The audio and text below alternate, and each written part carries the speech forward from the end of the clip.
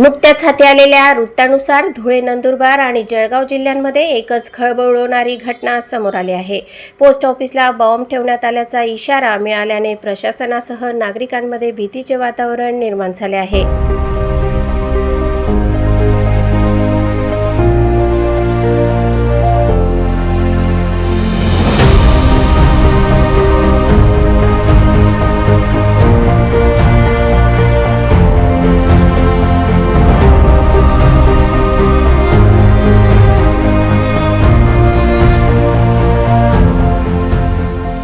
आज आम्हाला दुपारी 12:20 धुळ्यातून ग्रुप कॉलिंगवर कॉल आला की पोस्ट ऑफिसला एक अज्ञात व्यक्तीकडून बॉम्ब ठेवण्याच्या धमकीचा मेल आलेला आहे।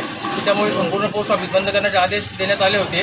त्या हिशोबाने मग आम्ही संपूर्ण ग्राहकांना पोस्ट ऑफिसच्या बाहेर काढून आम्ही पण सगळे कर्मचारी बाहेर निघून पोस्ट ऑफिसला कुलूप लावले व याची माहिती आम्ही पोलीस स्टेशनला कळवलेली आहे। ते पुढील तपास पोलीस स्टेशन करतील।